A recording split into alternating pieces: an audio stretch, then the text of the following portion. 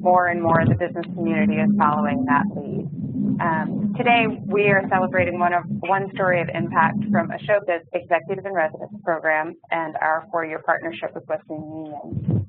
To learn more about activities happening this week with Ashoka and other partners, please visit the Pro Bono Week website, which you'll see. First, I'll quickly introduce myself and everyone who's joining us today on the panel.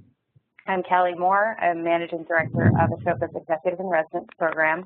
I've been with Ashoka for about 12 years, working to bridge the private and social sectors to create meaningful social impact, primarily through innovative pro bono collaboration. And I'm calling in from Chicago. Joining me is Megan Coolidge, Program Manager for Ashoka's Executive in Residence program. She facilitates the pro bono collaborations between the corporate executives and the Ashoka Fellows. She's based in Ashoka's headquarters in Roslyn, Virginia. And then our panel today consists of Ashoka Fellow Salomón Raydan, founder of Fundefir. My Spanish is not nearly as exceptional as some of you who are listening in today. But Fundefir is a Venezuela-based alternative banking and credit system through which bank comunales, or community banks, are funded and managed by shareholding community members. Salomón is taking microcredit to the next level by linking these community banks into a broader network that can enter into transactions with corporate banks and other external funding sources. Thanks to Salomón's pioneering work, Fundefir is expanding its network of self-funded communities throughout South America. And we also have on the panel Maximiliano Babino. Max is General Manager of Western Union Argentina and its Pago Fácil subsidiary. He joined the company in 2002 and has held a number of leadership positions, including Regional Vice President in Latin America. And before Western Union, Max was with General Motors in Argentina. Max worked with Salomón and Fundefir during a 2-week executive in residence placement last year. So before we turn to them to learn more about that pro bono experience, I'd like to just kick off the conversation and give you a little bit more background about Ashoka, the Executive in Residence program, and our ongoing partnership with Western Union. As many of you participating know, Ashoka is the world's largest network of social entrepreneurs, whom we call Ashoka Fellows, like Salomón, individuals with system-changing ideas for the world's toughest social challenges. During our 30-plus-year history, Ashoka has supported nearly 3,000 social entrepreneurs in over 70 countries around the world. And Salomón is one of those social entrepreneurs in the Ashoka family, and we'll learn more about his specific system-changing idea in just a minute.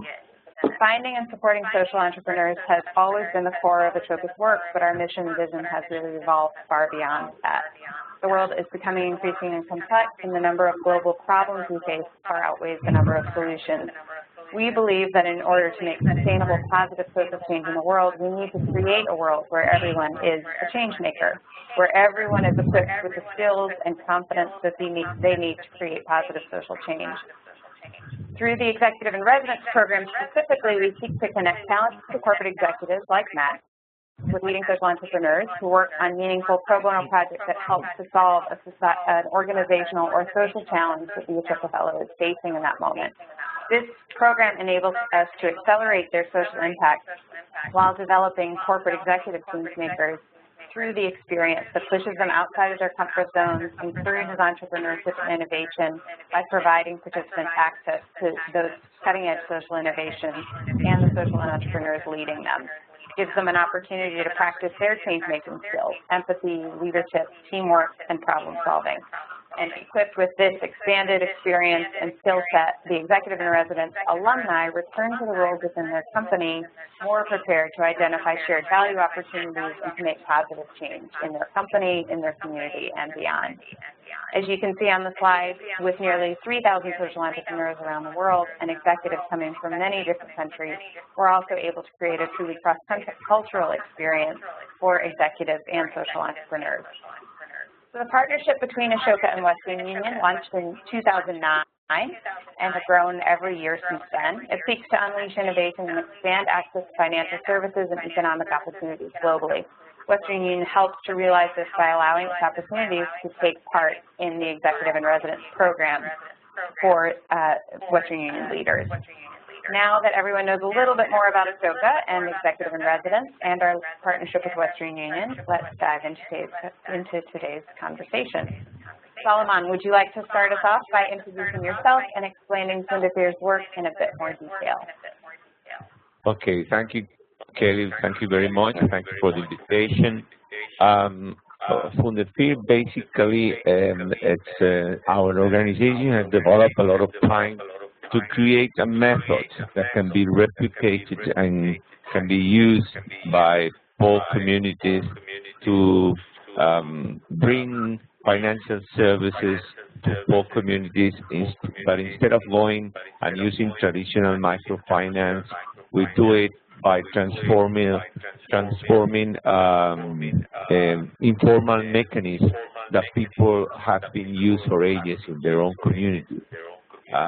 We said that Professor Junior told the world that poor people were financeable, and we are teaching them that they are self-financeable. Basically, what we consider is that people have enough money and enough capacity to produce their own financial mechanisms that can be run by themselves, using their own money and making their own profits.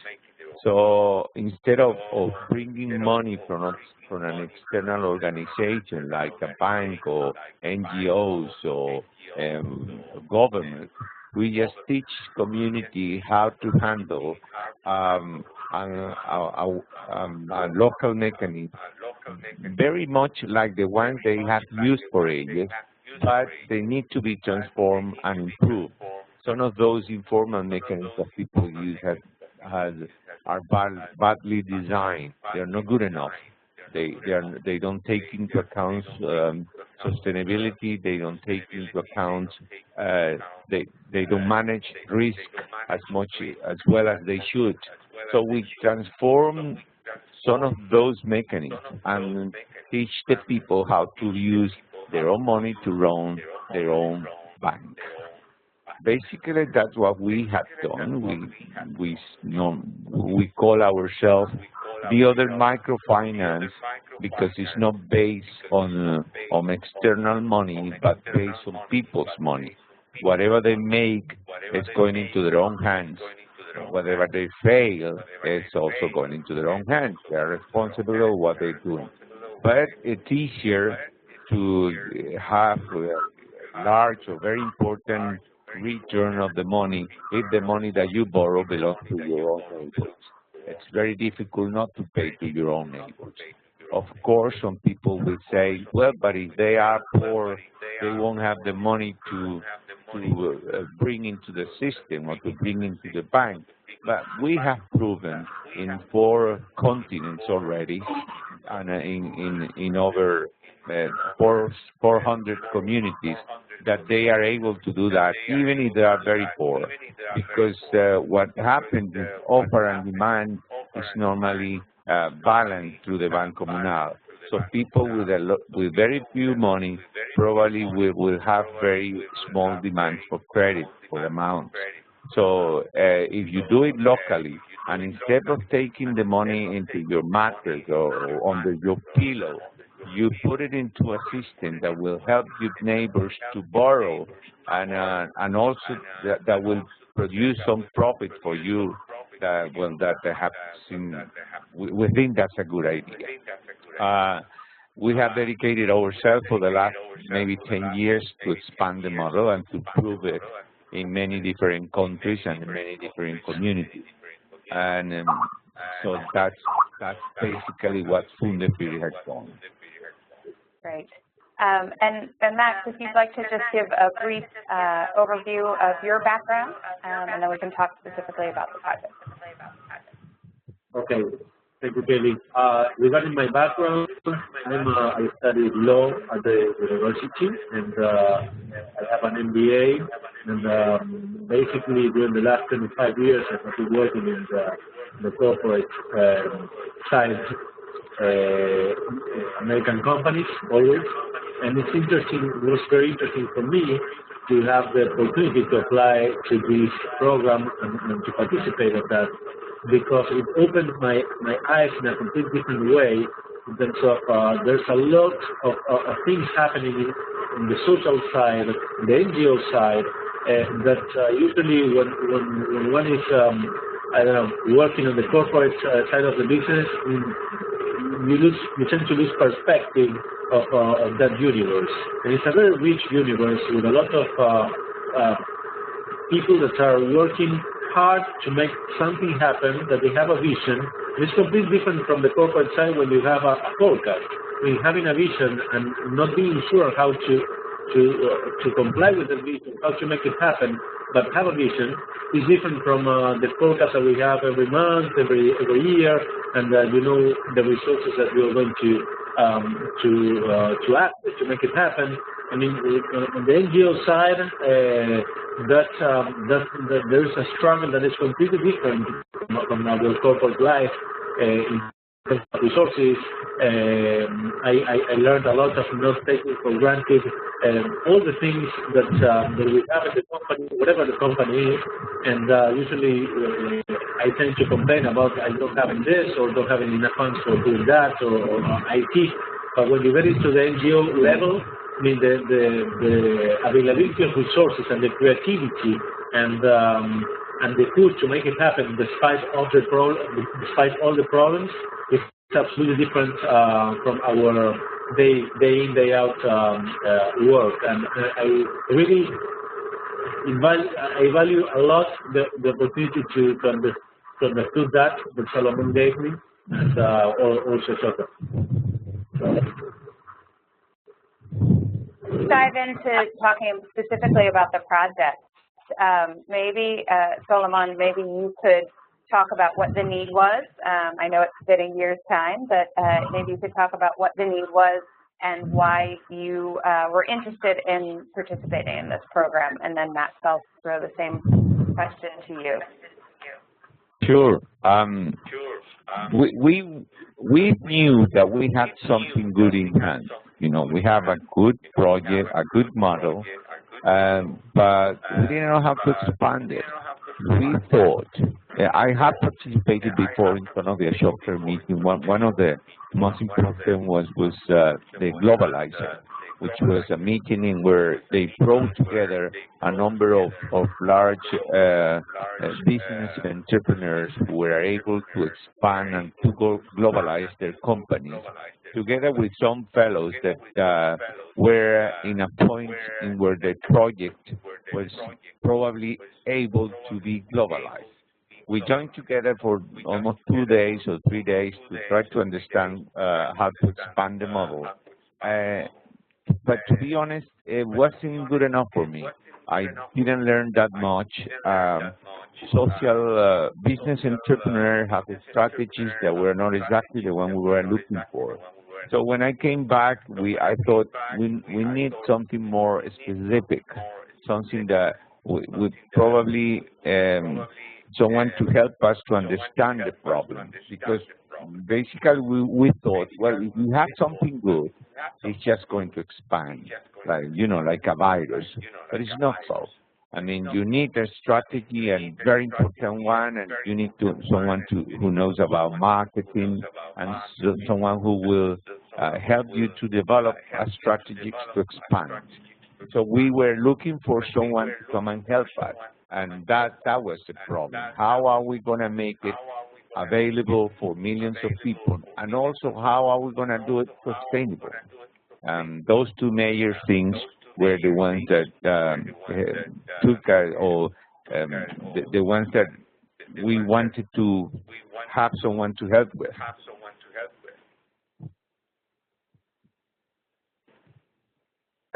How you sort of approach this from your end? How you approach the challenge as well as the overall experience? Well, before getting into the visit to Salomón, we had several conversations, I would say, one month before that, trying to understand people, trying to picture what was the need, what was the expectation of the deliverable for me to to deliver for Salomon after the visit. And that was very important preparation. Since I worked many years in marketing, and at the very beginning the conversation was like something like, okay, we wanted some kind of a viral marketing campaign on the web in order to expand this concept that we know is good, that we know it works, and how can we do that? That was basically the setting that I received, or the command that I received.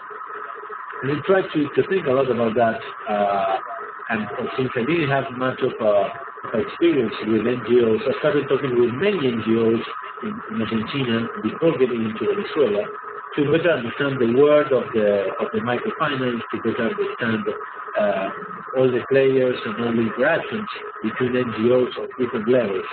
And that was part of my preparation. But when I got there, I would say that based on the discussions and I would say a lot of inspection that we did in the conversation with Salomon, we understood that perhaps was not the best or the only way to expand this know-how that they have successfully developed. It was not enough to put it on a nice video format on YouTube and wait for the people to shut up with. And that was a learning that basically I had there. When I'm trying to many times, and I shared this experience with other people, Ashoka alumni, it's important to have the preparation, but you have to be ready to change your setting once you get there. Because sometimes, and for the person that is part of NGO, they know their business 100%, and for us, a person who has not been exposed to that, you may tend to think, or you may tend to have a certain biases. And when you get there, you have to be ready to open your mind and to change your hypothesis if necessary. So preparation was very interesting, but when I got there, I opened my head in a different path, I would say.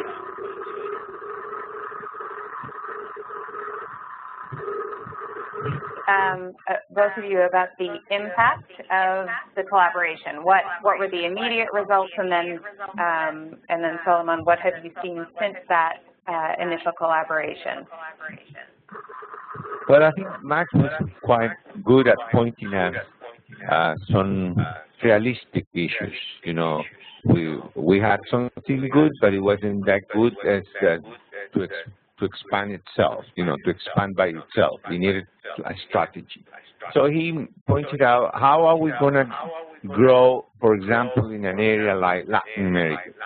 Basically, he pointed out that we needed some other organization they were strong enough to help us to expand. We wouldn't be able to do it by ourselves. We needed to get partnership with large organizations that had muscle to help us. So we understood that, and we thought, well, probably we have to do a deeper research on which will be the best organization to partner with. Also, he pointed out that we had to understand that organizations have to make to gain something out of that relationship with us. And probably not money, but they need something. They're always going to ask the question, what am I going to get out of this? If I have to use the method that Salomón invented in Venezuela, what are we going to gain out of that method? So we thought, and Matt helped us to identify some people that could be good to make a partnership with. We also understood that we had limited resources to do that, so we decided to go for one big one and spend some time trying to develop that relationship. So we pointed out, or we decided that the Corporación Andina de Fomento, which is one of the largest financial organizations in Latin America, will be a good one. We had experience with them before. They helped us some time ago, so we thought probably getting in touch with them again and explaining again what we would like to do and we would like to go hand with them will be a good idea. So we did so, and we already going in 3 weeks to Bolivia to try the model with some and a specific issue they have that. But just it's the first step to build up a relationship that we abandoned some years ago. And I think we're doing it with a large organization that have money and have influence in the area enough to help us. And the other strategy, how are we going to make ourselves sustainable? We thought probably the first idea was, well, we might get money out of this organization we partner with. But again, the problem is, what are they going to gain out of this relationship to be able to pay for what we are offering? And it wasn't clear that what an organization like a large NGO will get out of applicating our method to be able to pay for it. So we thought, Maximiliano also said, why don't you make, you concentrate your effort in a geographical area that is quite handy to you, in where you can develop much more than just Bancomunales. And so we decided to go back and try to do in Margarita, where we live, something bigger than we had done before. He mentioned a strategy how to get money of each Bancomunal, which we're not really convinced that it's something we would like to do. But what we understood is that we can create a lot of business if we are able to have a critical number of members in Bancomunales. Not to sell our product, which is something we don't want to do, but to produce business that will produce money that will help us to be sustainable. So we concentrated, we already have some money to develop a large program in where we are in Margarita, and also with partnership with some people in some organizations in Margarita that have business. They're large business companies that need a program that, like the one we are developing, in order to get suppliers, in order to get to develop link business and to all sort of business that are going to be profitable for them, but also going to be profitable for us.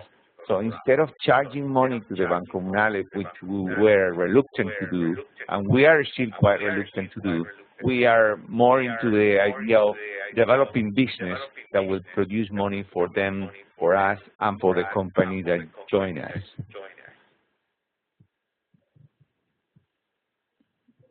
Could you tell us one thing that really surprised you about the experience?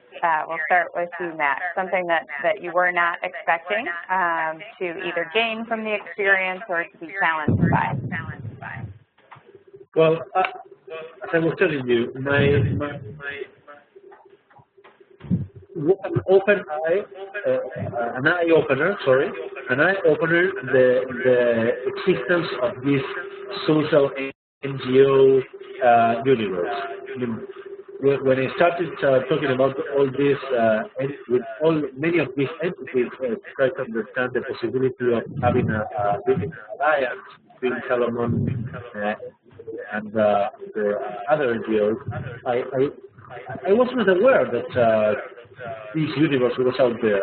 I always thought about companies and profit organizations, but non-profit organizations are something very important, and the role that they have and the possibility to change the lives of the people, and even NGOs that are profit-oriented in terms of making money to keep them sustainable in order to expand their social model. it's something very interesting. And I think that everyone that works on the corporate side should experience this, should understand it. Because, I don't know, maybe tomorrow I would like to work in a social venture program in Argentina or somewhere else, and not be impressed by the profit organization anymore. I mean, maybe, I don't know. Just to share with you, when I got back from Venezuela, I decided to become a member of the Western Union Foundation in Argentina. We have a Western Union Foundation that is a different entity from the company itself in Argentina and from the Western Union Foundation from the US. We built that entity here a couple of years ago, and now I'm part of the board of that entity, and I'm getting every day very much involved in that space. And probably that wouldn't have happened if I didn't go to this Ashoka experience, because now I have a better understanding of, or I believe I have a better understanding of certain things, and I believe that those things are important, and I want to get more involved in those. So that was on the personal side. The experience itself, I stretched my business knowledge to a limit that understanding a business, because the NGO Salomón leads, it has a business, it has a business model, understanding that, understanding the people, knowing how this changed their lives. This was an eye-opener, but I think the full experience was a click in my head in order to, okay, I have to put that part of the universe into my head, and not only keep doing what have been doing for the last 25 years.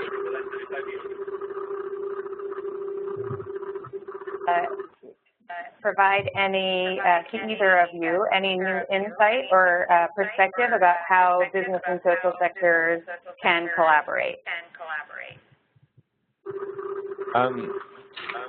Well, after my experience with Globalizer, I came and wrote an article saying that that is not really it's not easy to get together with businessmen because they're or profit organization, because they have products that requires strategies that are different from the products that we develop as social entrepreneurs. The major of the purpose of my product is to make it available, and so I had to develop a strategy that probably I thought it was very different from one who has to sell a product. We are not product sellers. We produce products that have to be somehow, I'm not saying given free, but it has to be made available, which is different on to sell products. But as a matter of fact, after Matt came, I understood that the selling or giving away strategy can be quite similar. And one of the major points is that you got to be realistic. Even though you have a good product, it is not the last Coke in the desert, and you need to do something to make it desirable.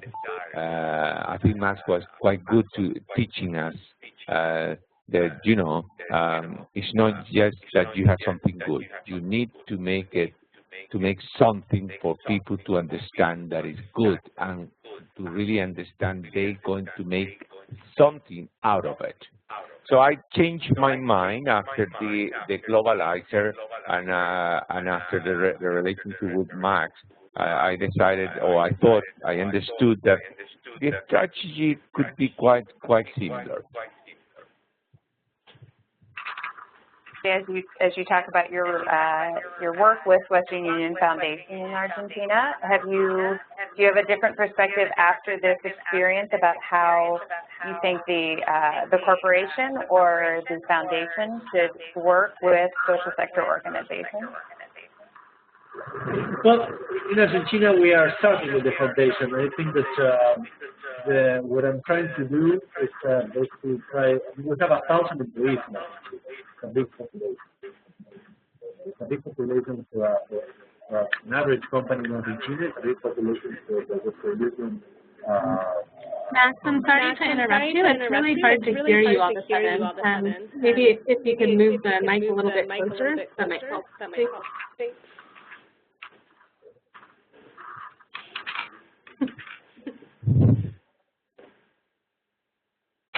Okay. Now better. Yeah, better. Thank I you.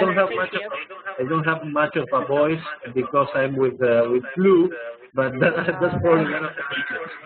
I will try to stretch the voice. Thank you. I was telling that we have 1,000 employees in Argentina. That is a big population for an average company in Argentina, and it's also an important part of the Western Union company. And I think that my role so far in Argentina is try to convince or try to sell in Salomon's work, try to sell this population, these 1,000 employees, that it worth doing things for the foundation, and how to capture the attention of those 1,000 souls in order to do things for the foundation, because the foundation does things for other people who need support, who need the foundation in Argentina is focused on education. So my role is trying to preach to these people in order to get them engaged. And I think that there are different ways to do that. And it's not something that you go and ask for money, and you have a giving campaign once a year, and you go out with your hat and ask them for money because the foundation is going to do great things. You have to involve them in a different way. With the money, taking a couple of dollars out of the pocket once a year is not enough. You have to involve them with volunteering, and we are doing many things on that space. We have to engage them in thinking about what you do with the money you collect. You have to involve them in, I mean, there are many ways, but basically my role in the foundation today, I'm head of what we call the engagement team, basically convincing people that it's worth getting closer to the foundation and do things with the foundation, because this is going to make a difference for many people. So I think it's for me it's very interesting, and I enjoyed that very much.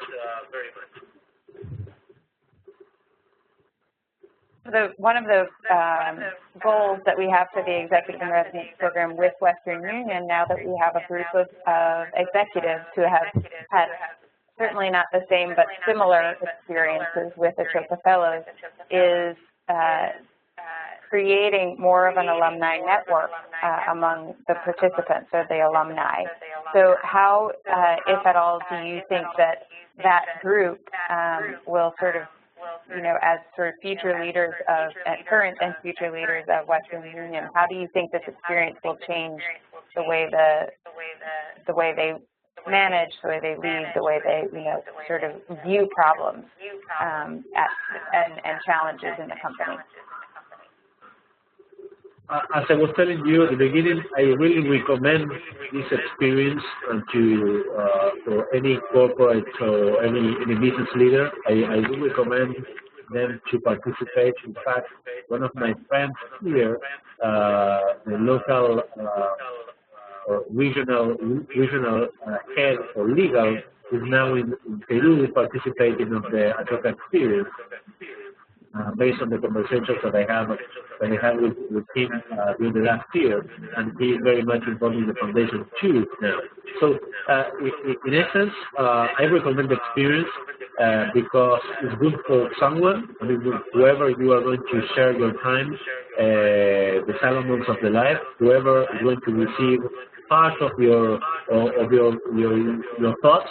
It's good for them. It's good for you, and it's good for the company. It's good for Western Union, having people with a broader awareness of the universe and a broader awareness of the social needs, and that eventually may become a positive in your business development in order to develop perhaps products that are more suitable for certain people with needs, or products that are somehow helping others in a way that you are not considering today. So it triggers certain creativity, it makes you a better person, and on top of that, you are helping someone. Why not doing that? I have a quick question for both of you. I think we focused a lot on the positive things that have come out of the experience. I'm wondering what the most challenging pieces of this experience were for each of you. The most challenging for me is really to understand that we got to make ourselves sustainable, and that you know, we got to think of economic terms too, in financial terms, and even though I teach people how to be bankers, still you have that sense of you know, that things are good enough for people to take, and I really learned that we need more than that, and people have desires, and people have they want to get something out, and we have to make clear what is that they're going to get. It might be money, it might not be money, but they have to be clear what they're going to get. And how about was there anything that you found challenging when you participated in this executive and residence program? For me, it was really interesting. It was like a jumping in something completely new. It was the unexpected. Going to Venezuela. Yes, I had a conversation, the preparation, but going into something completely new, because it was not my environment, it was not my area of expertise. I mean, jumping to the unexpected. It's some kind of challenging when you get out from your comfort zone in terms of you know what you do, and more better or worse, but you know what you do every day. And going there to something that you are not sure, I mean, it's a jump. And I enjoy that, because I jumped from a parachute, I scuba dive, I like those kind of things. So, but it's also challenging. It makes you feel, okay, what if this is a bluff? What is this? What if you don't know anything, you don't understand? I mean, that jump is something that you have to be ready to do, and it's difficult. You're just saying you like the benefit needs to be mutual, right, for all partners involved. How would you say that you approach this experience, or would approach future experiences that are similar, with the idea of that in mind? So if you're planning to host another executive, do you think about that? Do you think about how can we make this experience beneficial for the executive and for the company going into it, or is it more a matter of just being a good host and making sure that the project is a success, that you're there for that person? How do you see the impact back onto the corporation from your end, and how do you prepare for that? I'm not sure I need the concept of the question, but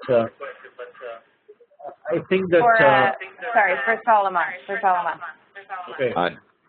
Okay, from my point of view, I think that to get in touch and to discuss with someone who comes from a different field, and it's quite challenging and also very important, because you can see, you know, we're so much used to talk to social entrepreneurs and to be involved with social entrepreneurs who probably will share our vision, and to get someone who has a different vision that You might call it more realistic, or I'm not sure if it's more realistic or not, because it's something that it's not easy to discuss. But someone with a different approach and with a business approach, which is not good, not bad at all. It's really good that you can see that. So I'm more than willing to get people like Max in our organization, that to host people like Max. We learn a lot. We learn much more than what we were expecting. Not just a question of to have a strategy or a plan for expansion, but also to face ourselves with our beliefs and our prejudice about special businessmen or large companies. That's something that is good to confront your ideas about that.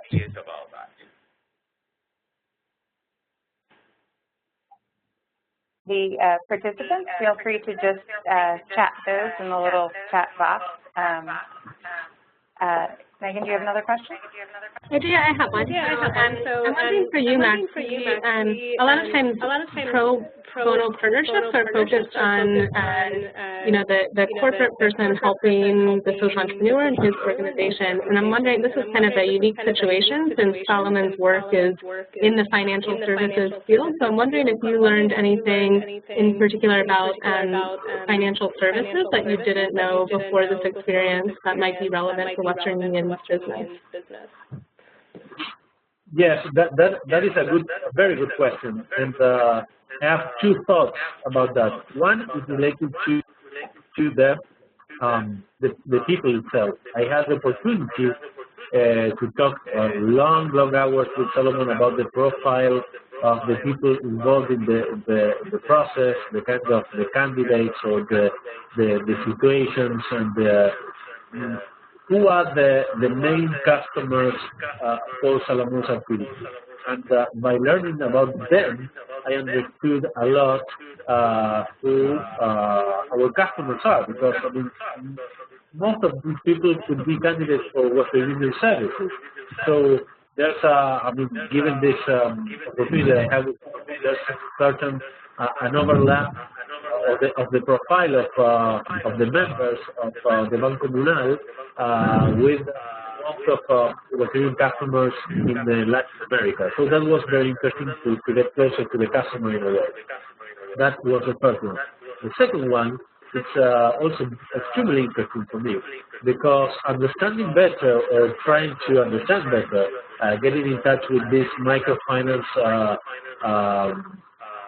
world, it opened my eyes to conversations, for example, with people from the national United Nations that are focused on the microfinance, with other entities, NGOs, where there's a certain part that is focused on microfinance, and I have several conversations with them, with different NGOs.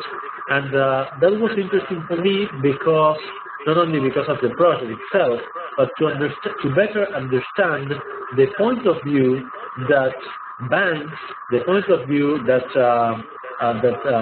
financial institutions from the formal sector, the point of view of governments about the microfinance and the relationship with Western Union. Because sometimes when we go to certain events, you see Western Union is not, it's not helping the people to develop, it's just moving the money. And you better understand those arguments when you get more deep with those conversations. It's not something that's okay. You tend to think that, okay, the banks are against Western Union and Western Union is against the banks, and we are fighting for the same customer. That helped me a lot to better understand those interactions at the, I would say, institutional level, from the finance formal sector and the Western Union. So it was very useful. Interesting.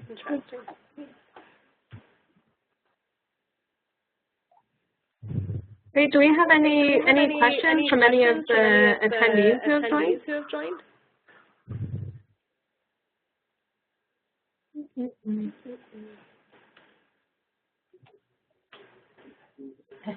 Oh yeah, I have another one. Maybe we'll have a few others that have questions. But how have the two of you collaborated since the end of your placement, or have you worked together since then on any level? Not really, but we have been we sent each other some materials and some mails that help us for me to help my strategy. I got also a help from the Western Union Foundation, and it's good for me because it's going to help me to develop what I decided to do after Mac was here, was to concentrate my efforts in Margarita. And well, that's good. And now I have brought some other people into the project, and I'm joining people into the project, and it's growing a lot. As a matter of fact, I have grown in the last maybe 2 months much more than I had done in Venezuela for the last 5 years. Not basically because I am focused on something in Venezuela. Good to hear. Thank you so much, especially to Matt and Salomón. Really appreciate both your participation and your sharing your story with us. And thanks to Megan for setting this up. Also, big thanks to Taproot. I think that Pro Bono Week has been a really, really interesting experience for us, because that's what we do day to day, but also just to raise awareness among the social sector organizations as well as businesses around the world, really, to demonstrate what the Pro Bono can do for an organization. So if you have any questions, comments, anything like that, feel free to contact me or Megan. And if you'd like to, we can put you in touch with Salomón or Matt if you have more questions about their specific experiences. So thanks so much to all of you and to Western Union for 4 years of terrific, really fun partnership. Thanks, everyone. Thanks. Adiós, Max. Nos hablamos. Adiós. Saludos. Gracias, Megan. Gracias, Kelly. Thank you. Thanks. Bye-bye.